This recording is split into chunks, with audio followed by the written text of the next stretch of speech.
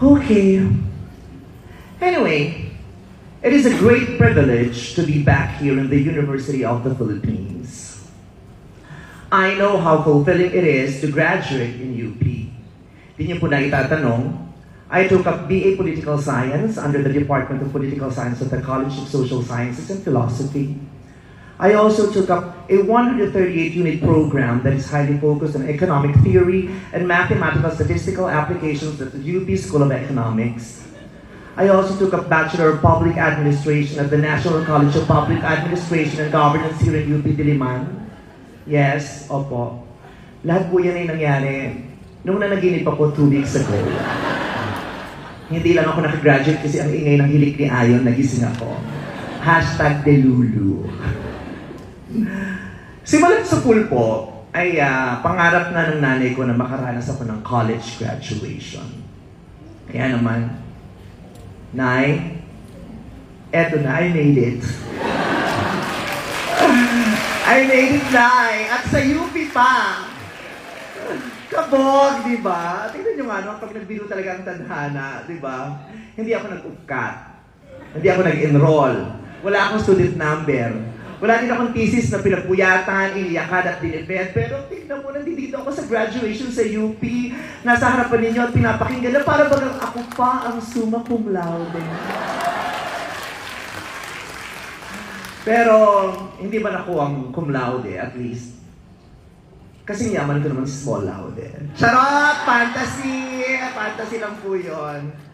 Kidding aside, maraming salamat po sa UPCMC para sa imbitasyon na dumalo sa napakahalagang pagtitipon ninyong ito.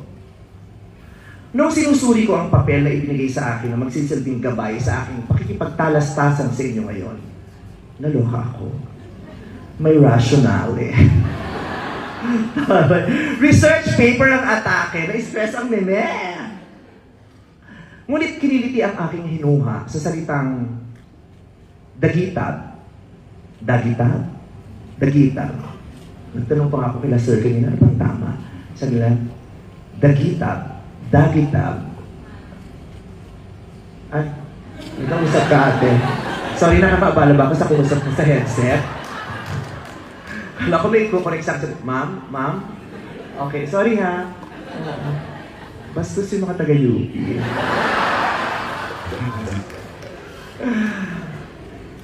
Dagitab in English, spark or electricity or electric current. Electric current. So bakit ako na-invite? Ba't hindi si Manny Pangilinan? Hindi ba siya ang may-ari ng Meralco? Baka busy siya. Charot lang. Dagitab, isang maliit na liyab ng apoy na maaaring maging mitya ng mas malaki pang mga bagay. Wow. Deep. Tari ng team nyo, no? Parang hindi pang graduation, parang pang fire prevention. Pero maganda na, magandang tunog. Dagitab. Sa totoong buhay po, napakahalaga ng mga dagitab sa pagbuo ng aking pagkatao, ng aking mga pangarap, at ng aking prinsipyo. Lumaki po ako sa isang komunidad na ang bawat araw ay isang pakikibaka. Naramdaman ko na ang mabuhay ay hindi lang basta biyaya. Naranasan kong ang mga pangunahing pangangailangan ay hindi nakakamit ng madali at may mga araw na kami ay talagang walang-wala. Araw-araw ay isang laban na dapat mapagtagumpayan. Ang dagitab ko ay bumukal mula sa naranasan kong kahirapan. Mga pagkakataong nakakapamliit, nakakagalit. Naranasan niyo bang pagpawisan sa takot? Tuwing maniningil ang teacher nyo ng kontribusyon pero wala kang maibigay. Tapos pagagalitan ka at mapapahiya. Naranasan niyo bang hindi payagang makapag-exam kasi hindi ka pa nakakabayad, kaya palalabasin ka at mapapahiya? Naranasan niyo bang hindi pumasok sa classroom ng Christmas party kasi may exchange gift, wala ka namang dala, tapos may makakakita sa'yo at mapapahiya? Naranasan niyo rin bang masubsob sa kalsada dahil tumalon kayo sa jeep kasi wala nang natira sa katiting mong baon para sa pamasahe, tapos may nakakita sa'yo at mapapahiya? Mababaw ba? O ito. Ito na natin ang sharing. Trigger warning, kwento ng karahasan. Naranasan niyo bang mapaslang ang tatay niyo, pero hindi kayo nakakuha ng hustisya kasi wala kayong pamasahe para sa paulit-ulit na pagpunta sa City Hall, kaya ipinagpa sa Diyos niyo na lang? Naranasan ko yun. Naranasan ng pamilya ko yun. At ilan lang yan sa napakarami kong naranasan sa buhay. Sa ibang tao, bubog ang tawag nila dyan. Bubog na ubod ng sakit tuwing masasaling at mapag-uusapan. In my case, these experiences did not break me. They started a spark inside of me. These experiences made me realize that I do not want to be poor. So I decided I would not continue to be poor. I knew I needed to stand up. I knew I needed to step up. I knew I needed to hustle and work very, very hard. Hindi ako sigurado kung saan at paano, pero kailangan kong magsimula. Kung ano man ang gagawin ko, kailangan kong galingan at papusayan dahil gusto kong manalo. Gusto at kailangan kong manalo dahil ayoko nang mapahiya at muling mamatayan at mapakaita ng katarungan dahil kami ay walang-wala. Sa napakaraming pagkakataon, ibinahagi ko ang mga kwento kong ito sa aking mga palabas sa telebisyon at sa mga interview sa iba't ibang platforms.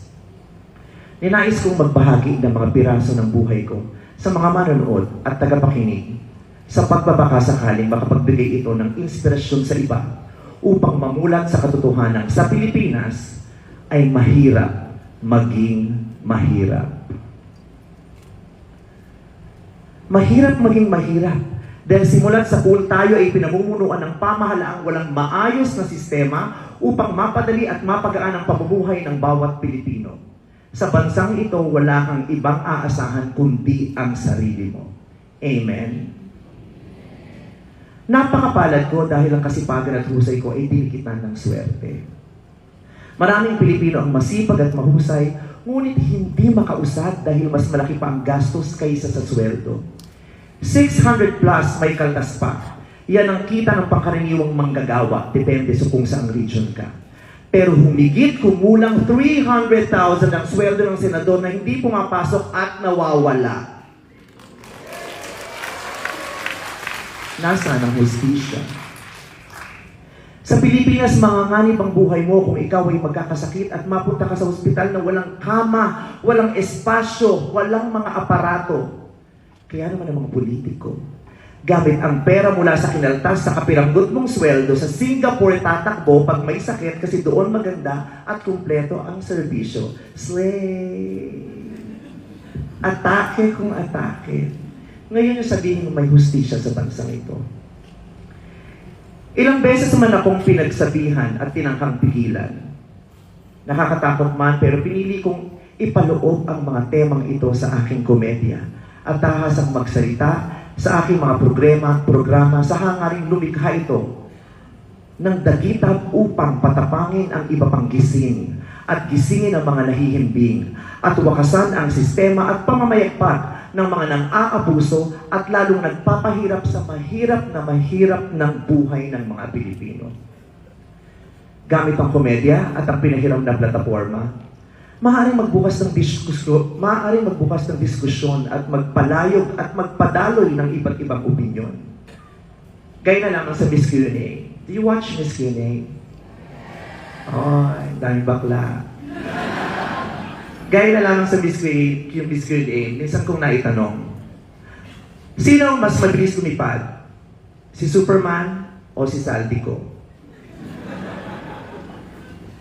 Kung ikaw si Darna, malulunok mo pa ba ang bato?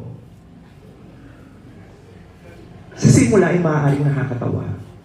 Ang di nila alam, pailalim kong ipinapaalala sa kanila na hanggang ngayon ay marami pa rin hindi nasisingil sa mga kasalanan nilang ginawa.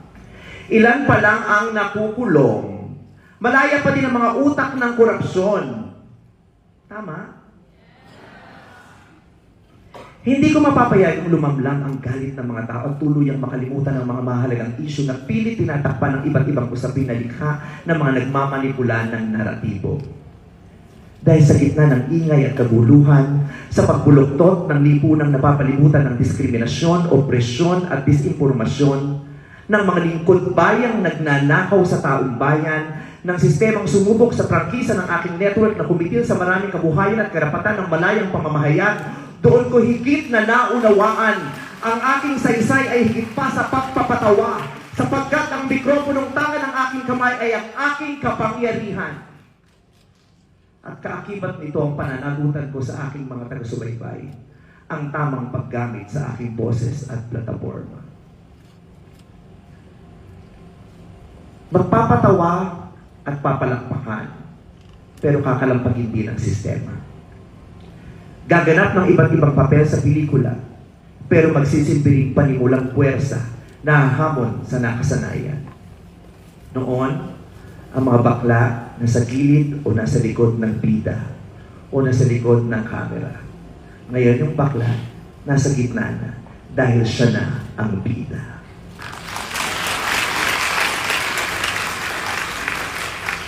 Araw-araw kami maghaharutan sa isang noontime show, pero kailangan ko rin maghatid ng mensaheng gigising sa kamalayan at tutulak sa publiko na mag-isip, makiramdam, kumilos, o kahit man lang magsimula ng diskurso. Kailangan kong magpahiram ng boses ko sa mga hindi nakakapagsalita at hindi makasigaw upang ang dagitab, nananahan at pinag-apoy sa aking isipan at damdamin ay maipasa ko sa marami, lalong-lalo na sa inyo, mga kabataan.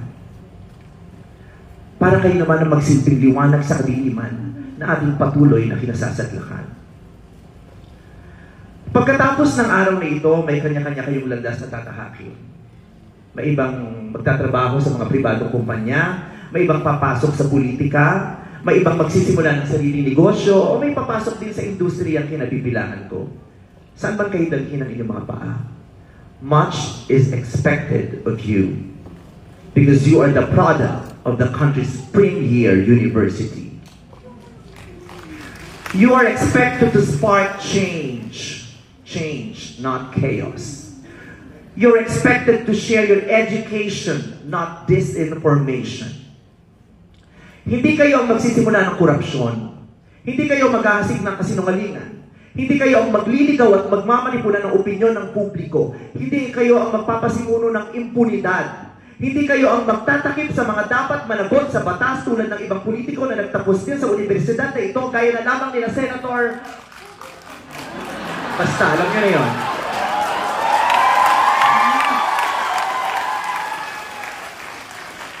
Sabihin ko sana kaya lang, parang may nakita akong pulang ilaw sa noo ko. Galing doon. Sir, maayos bang security po dito? Thank you. Thank you very much. Sa kaibuturan ng inyong mga puso at kaisipan, tuklasin ninyo ang nananahan diyang tahimik ngunit makapangyarihang dagitab na naghihintay na magliyab.